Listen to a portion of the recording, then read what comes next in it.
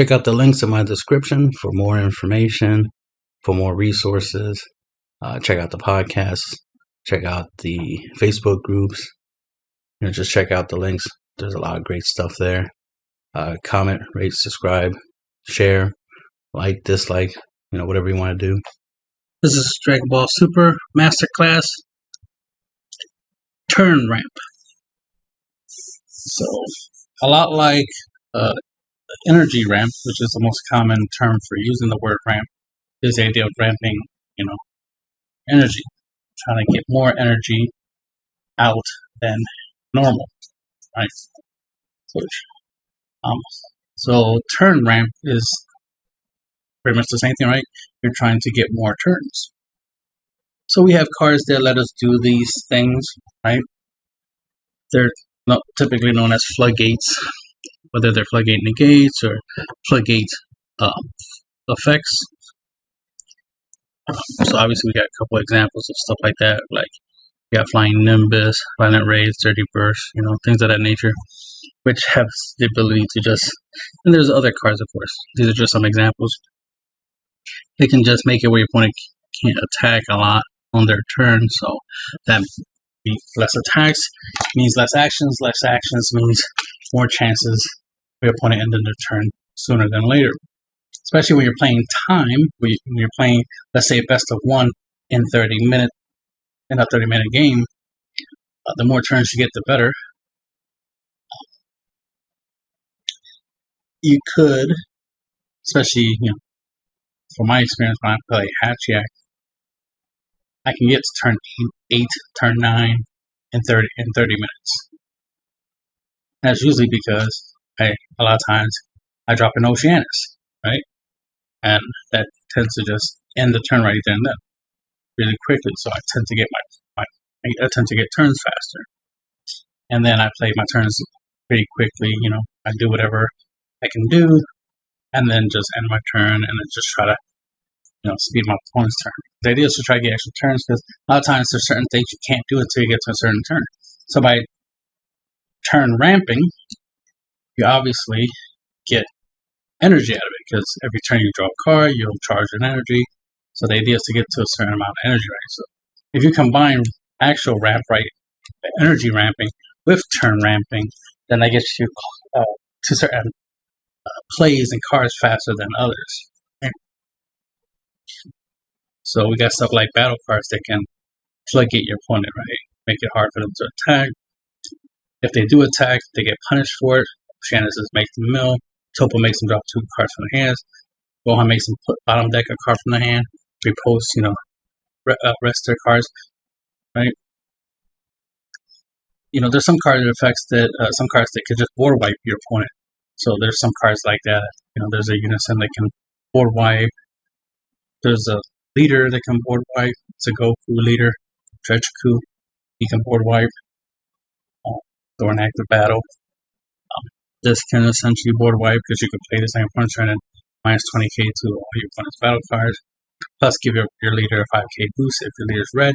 So that right there make it harder for your opponent to do a lot of attacks, to the point where they just won't even waste time attacking, because it'll be a waste of time, or they have to commit resources and they don't want to commit resources. So there's that. Senzu Bean has a similar effect, right? Powering up your leader, making your leader strong, makes it hard for your opponent to hit your leader. Your leader is your opponent's main attack target anyway. So anything that makes it harder to attack your leader helps, your opponent's turn to end faster. Right. Then we got some Unisons that have effects that trigger on your turn but last until the end of your opponent's turn, right? Or until your next turn. So these are lingering floodgate abilities, effects. So the fact that you get to trigger them, and they pretty much will cause your opponent to not do too much on their turn. That would just basically end the turn.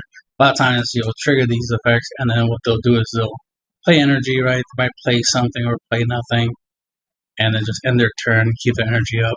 So that way they can keep their defense up. Any effect that can make your opponents, for example, this Bergamo It has the ability that ignoring barrier is switches all your opponent's battle cards to rest mode, and then they can't untap during the charge phase until your next turn. So this already makes even the battle cards relatively useless. Because you can't attack something in rest mode. Well, for now, until they create that effect where you can attack while in rest mode. That'd be funny if that ever happens.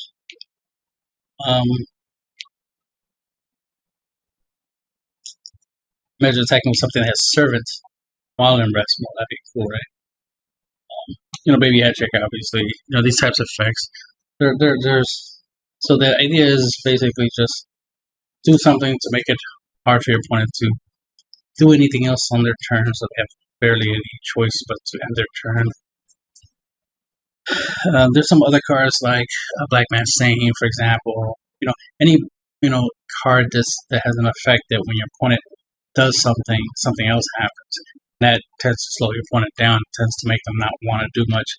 Like I said, there's tons of cards in the game that help ramp the turns, right? Make it where opponent wants to end their turn sooner than later.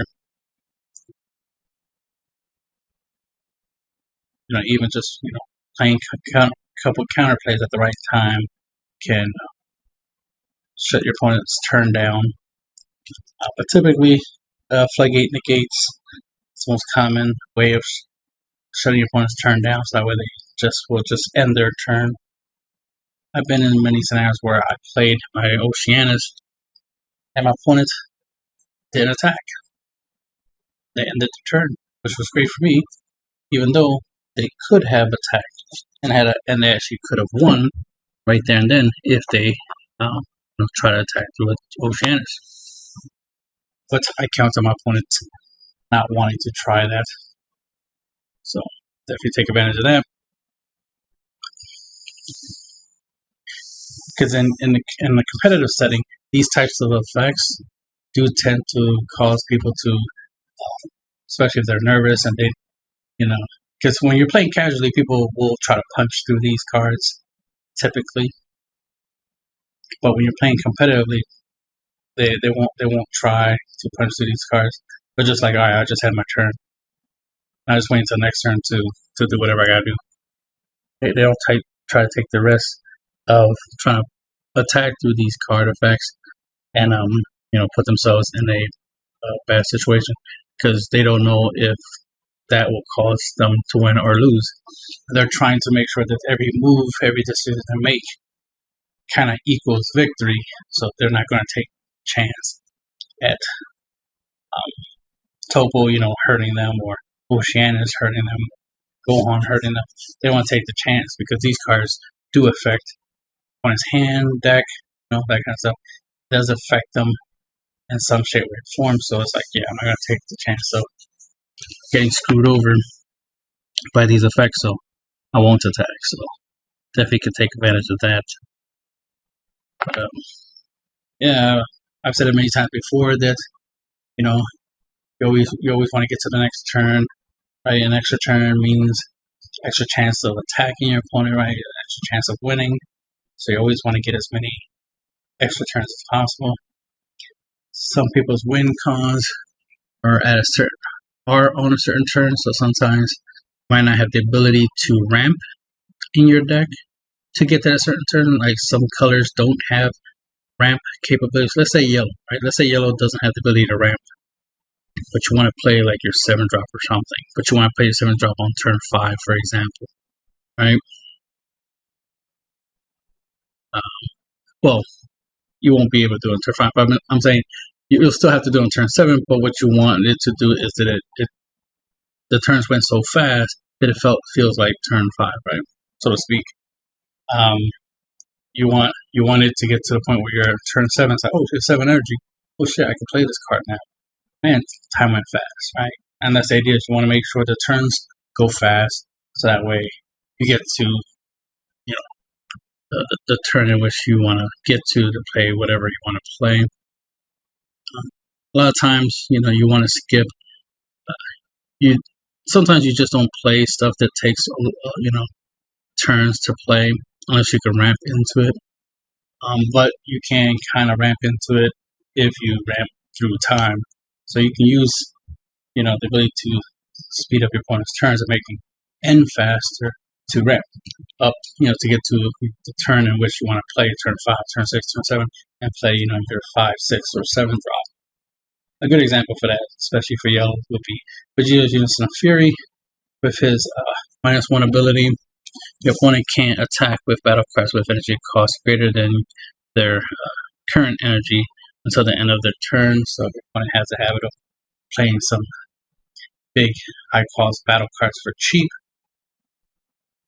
this will be a good way to make it hard for them to attack with them. So this would get you to your next turn, right?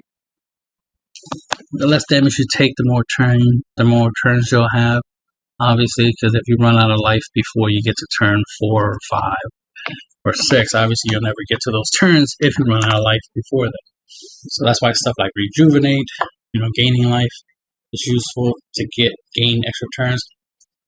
Blocking preventing every damage you can, that increases your chance of getting to turn 5 and above, right, as an example.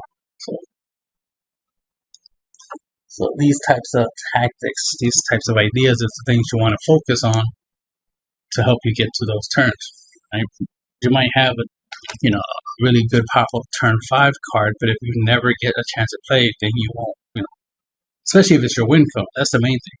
Most high cost cards tend to be win codes. So if you can't get turns, like let's say turn 7 for turning the tides or something like that, the likelihood of you winning with that card is going to be very slim.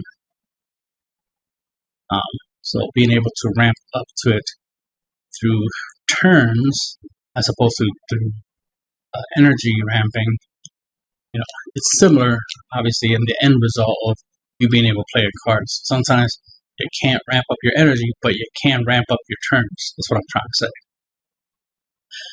So that's the turn ramping concept. Most people probably don't see it that way. Like they don't think of floodgates as a way of of ramping up the turns. Kind of like a form of ramp. They probably just see it as it's just a defensive card effect or something.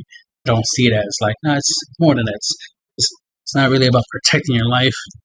It's more about just making it where your opponent's just not going to be able to do much on their turn, so they're just going to end their turn. So it's just more of a turn ender, less of a defensive card. Because at some point your opponent's going to get a turn where they can't attack you, and they're probably going to attack you hard. So these effects are typically better for just trying to get you to the next turn. Like I tend to use Goku, the Protector of Earth, and mainly that's what he is. He's just an extra turn. That's a term we typically use. I don't know. I use that a lot. Extra turn, right? These are cards that I use to gain extra turns, floodgate negates and stuff. And I always use Goku to help set up something like Turning Tides or something like that, where the idea is to play this on turn 6, use it to its auto, uses -2 board wiping ability, and just trying to gain that extra turn so that with turn 7 I can turn in the tides. Plus I combine its -2 ability with turning tides so that I can clear their board as well as clearing their hand. That's the end of the video.